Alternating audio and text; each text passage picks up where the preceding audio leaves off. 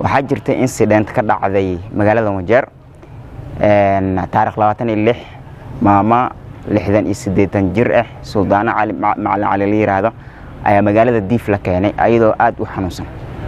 dhakhtarka magaalada maalinka joogay wuxuu arkay in maamada unconscious ay tahay xaalad degdeg caafimaad degdeg u baahan tahay ayuu arkay marka ayada dhakhaatiirta meesha joogeen inaysan waxba ka qaban karin ay arkeen waxayna maamada ayada u qoreen warqad in magaalada Wajeer iyo meel walba ay ka heli karto emergency in loogu qabto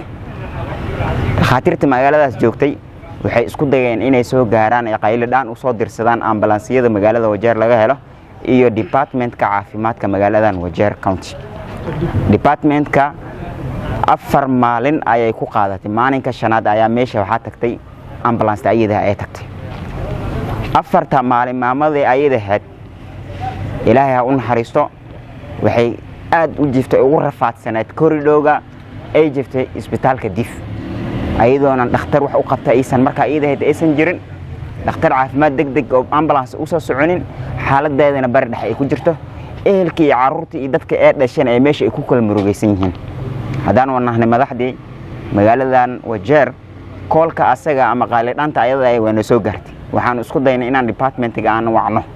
aanu ka gaarsiino maamada ayada si caafimaadkeeda degdeg Ilaahay ba caafimaad ha in wax loogu qabto waxaa dhacday 4 maalin kadib in ambulance ayada ay soo gaartay magaalada Diif maamadina magaalada Wajeer markii saan loo keenay waxa saacadooyin kadib ay geeriyootay waxaanu rabnaa incident-ka ayada dadka aad u xanuunjisay deegaanka dhan aad bay u xanuunjisay maamada ayada geerideedii Ilaahay u naxariisto dunyada way ka tagtay laakiin mar rabno geerideeda inay noqoto geeri loo aamusay oo dadweynihii waxba looga qaban waay hooyooyin badan iyo dad badan ay ku xigsan doonaan oonan waxba looga qaban doonin dawladda Wajeer County waxaanu ognahay ballan lagu qaaday in serviceska dadka u baahan yihiin howl walba dadka u baahan yihiin in la qabto waxaanu leeyahay aan ku codsanayaa waxaana garabkayga taagan MCA-da dhan oo uu kamid yahay chairperson-ka ama ruuxu u xil saaran department-ka committee-ga health waxaanu leenahay arinta ayada baaritaan dheeraad ah lagu sameeyo wixii dhacay maamadaas ayada oo qasba dhimashadeedii iyo caafimaad darro in 4 maalin oo la gaarsiin waay emergency service oo u gaar waayay in laga siiyo jawaab degdeg ah su'aashan ayadana waxay ku socotaa department-ka caafimaadka dadka u xil saaran ama u haaya hantida dadweynaha iyo maamulka caafimaadka u haaya magaalada Wajeer ayay su'aashan u socotaa waayo ayaga oo ku dhaartay oo balan u qaaday in service-ka ay gudbiyaan dadweynahana waxaan u sheegayaa county assembly-ga sidiisa shaqadiisa waxa weeyaan representation in ay mathalaan dadkii ay qaylidaantooda iyo buuqooda ay meel walba gaarsiiyaan laakiin ruux raba in wax caafimaadka iyo waxyaalaha service-ka inuu degdeg u gaarsiiyo department-yada waa haday department-ka ka saxdaan dadkiina meesha ay ku rafaadayaan insha Allah waxaan ku codsanayaa department-ga in arinta ayada si degdeg jawaab saxna laga soo siiyo maamada ayada geerideeda wixii kalifay ehelkeeda iyo dadkeeda oo murugaysan si arinta ayada ay u ogaadaan wixii dhacay waxaan tacsiye iyo bogaadin halkaan aga direynaa hooyo Suldaana Macalin oo aan isleenahay waa hooyadeen si aan wanaagsaneen oo maanta casrigan la joogo u dhimatay daawo la'aan iyo dadaal xumi ka imaatay raggii u xil saarnaa iyo ama shaqaalihii u xil saarnaa waxa wax laga xumaada runtii meel 2 saacadood ama wax la mid ah u jirto Wajeer in ay ugu dhimato ama daryeel la'aan ambulance-yadii oo joogo ana ambulance maanta Wajeer ma laha aan la lahayn sababteeda ay u geeriyooto hooyadaas waxa xusitaan mudan meesha maamada laga soo rifaagarey waa ward-ka aniga aan mathalo waxa runtii ka jirtay waqtiga xaadirka ward-kaas oo dhan waxa ka shaqeeyo Diif Health Center waqti xaadirka Diif Health Center waxa joogay wannas hal kalkaaliye oo waliba ku shaqeeyo contract base wax la dhaho fasax ayuu ku maqnaa waxa nasiib darro oo na soo gaartay in sub county health coordinator in uu asagoo leave waliba ku maqan